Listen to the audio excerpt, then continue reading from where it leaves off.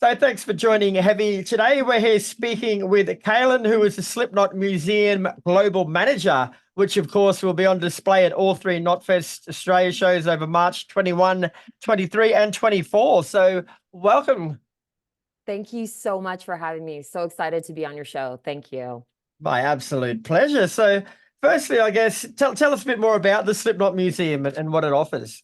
Yeah, so basically, for Knotfest, I bring the museum and it's the band's representation at the festival. And basically, this year we're bringing a 25-year retrospective. So we're starting from Iowa 1999, and you will basically like walk the album cycles from their beginning to now.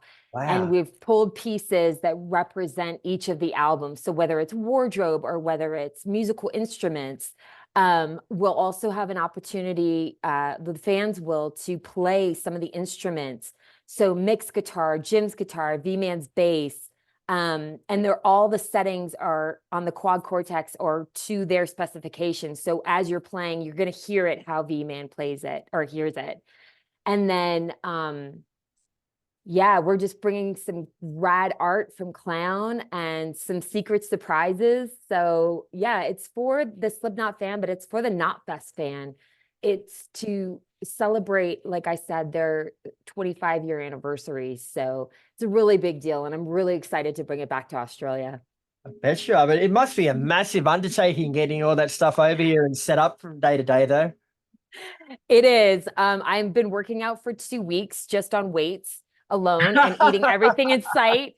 I'm gonna have my fill of Marmite and Vegemite when I get there too to like power carbo load. But yeah, so we have to ship it. So it left actually in January. Wow. So it's odd to pack these things up in December, knowing you're not going to see them for 3 months, because then anything you miss, then I have to chuck it in my suitcase. You'd be carrying all of So this on the plane. yeah, absolutely. I mean, and some of it, I'm sure customs would have some issues with it. No knives or anything, but still some pointy objects that are better left in a container. So yeah, so it is an undertaking, but it's worthwhile. And Slipknot fans aren't fans, they're family, and they have high expectations, rightfully so. The band delivers. And so I feel that I need to do the same thing. So I bring nothing less than the best because that's what they deserve, to be honest. Yeah.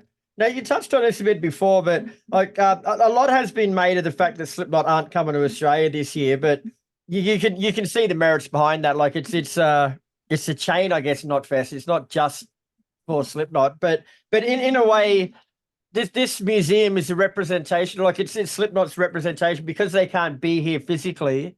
This is them saying to the fans, "Well, have a piece of our heart. Take some of us with you."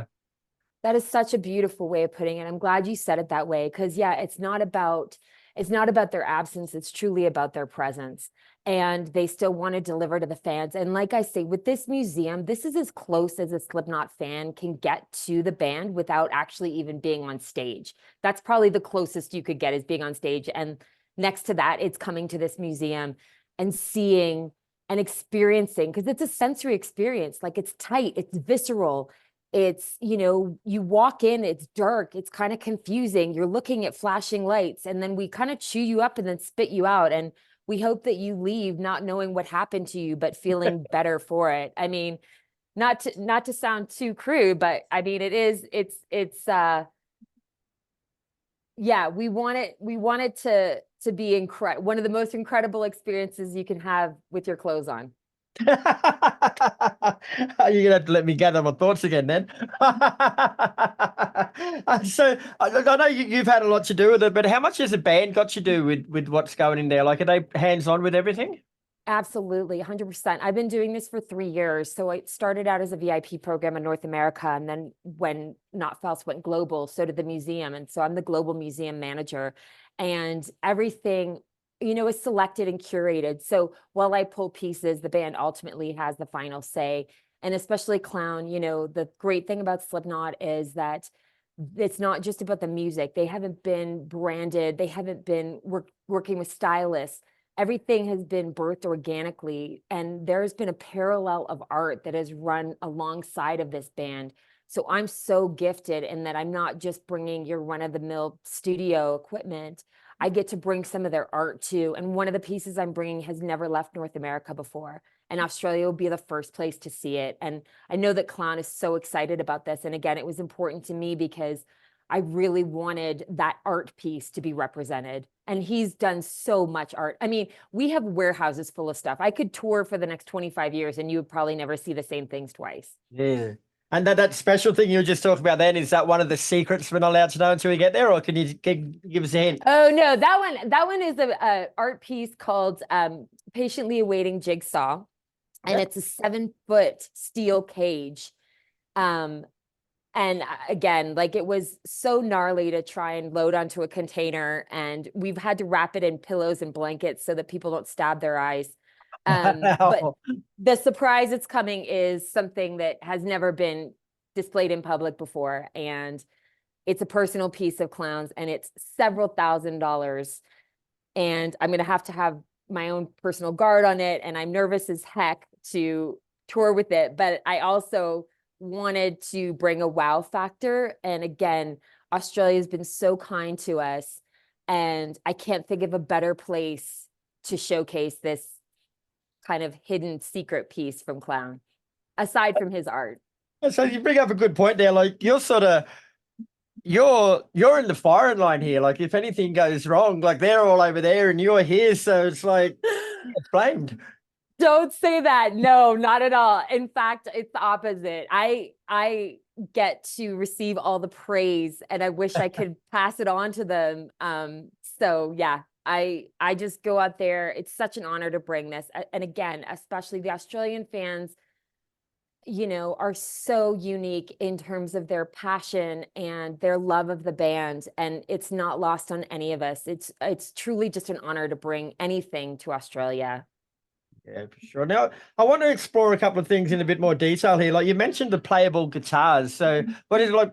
So, I suppose we should the one admission fee to get into the museum, that covers everything in there. Like you don't have to Correct. pay the guitars and. No, not at all. Yeah, one price fits all. So yeah, once you come in, then you're essentially mine, and I get to do whatever I want with you. So you're Yeah. like a tour guide.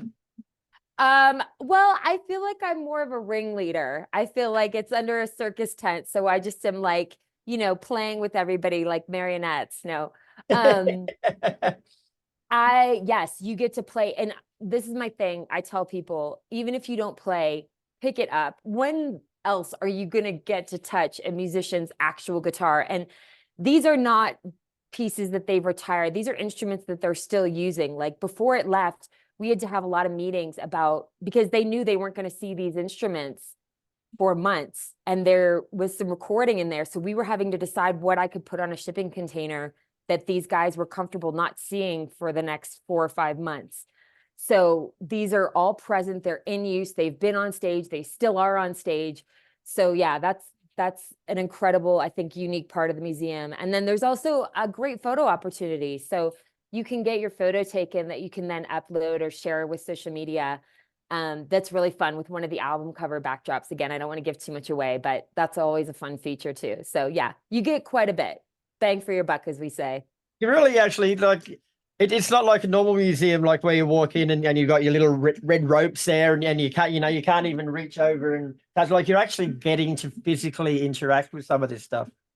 Yes, some of it you are. Some of it there are ropes because I would probably go into severe debt if I let any of these things happen to some of the pieces. But yeah, it's that kind of like, it's that dichotomy though of like some things you look at and some things you experience, but it was never meant to be precious. It was never meant to be, quiet walk through. It was meant to be, like I said, that tight, visceral, that sensory overload that Slipknot for. Like when you go to see their show, and I can tell you the first time I ever saw them, the first few seconds they started playing and I felt like I needed to breathe out of a paper bag. I couldn't actually breathe because I was hit with such tremendous force.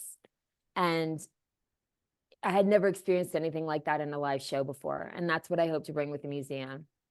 It's actually a little bit surreal for me as well, because like I started journalism over 20 years ago, and Joey was the second ever interview that I ever did.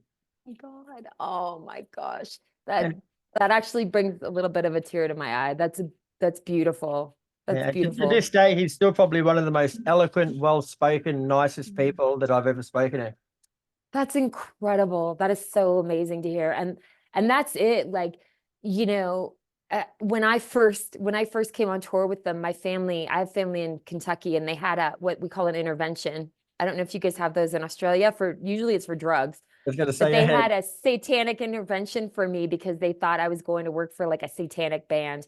And that's I sad. know, it was classic. They literally after Easter dinner, they all sat around and they said, "CAILEN, we need to talk to you about this band." And they all stood up in red letters. And I was like, this is actually insane. But I played them Psychosocial of all the songs. And I especially had them listen to the bridge and listen to Corey's vocal range. And then I talked about meeting them and how incredibly generous and wonderful humans they are, and that this is truly art. It's a performance, but it's actually in tandem with how amazing they are as people. So it might seem like a juxtaposition, what you see on stage and how nice they are, but actually the two do come together in a real moment of something singular, which is just being great. Great performance, great people. Couldn't have said that any better myself. Thank you. Now, there's as much as you actually can, like run us through the museum. Like you walk through the front of the tent. Then what Yeah. what happens? Like do you Oh, walk around in a snake? Do you go wherever you want? Like what's the first thing we see? okay. Well, first of all, Australian fans are so polite. I guess you call it queuing up, not lining up. You guys stay in your formation. It's unreal. So I'm originally Canadian, and I don't know if it's a Commonwealth thing. I don't know if the Brits had us queuing up, but you guys are so polite. You can literally go wherever you want. You don't have to do it. I mean, for this one, there is a sequential order in terms of the albums, but once you get in, and again, don't want to give too much away, but once you get in, you'll just be smacked with so much that's just hitting you visually and sonically. Well, you've managed to win me over 100% completely, but people who haven't got their tickets for it yet, like you can still buy ticket. Like you don't have to buy them with your actual Knotfest ticket, do you? You can have your Knotfest ticket and then purchase these later. Yeah, you can even buy them outside the tents. Oh wow. So you can buy them day of, or you can buy them online. And yeah, it is a separate ticket. But again, for the Slipknot fan, for the Slipknot curious, for the Knotfest fan, it's a must do because it's something so unique to any festival that I've ever worked on. And, sort of who knows what the future holds. So I would say take advantage of it while we're there, and please come and say hi to me. I mean, I know you have a bazillion listeners. I was looking at your stats. You're pretty well known over there. So to all Yeah. the fans, please come and say hi to me. I'd love to see you and meet you. No worries at all, Callum. Well, thanks very much for your time. I thought I knew everything about the Knotfest Museum, but it turns out I knew stuff all. So thank you, and I look forward to meeting you over there. Okay, am I gonna have to adopt that stuff all? Is that in lieu of a bad word? Yes, it is. Okay, so I'm gonna start learning some Australian slang. So I'm gonna start saying stuff all.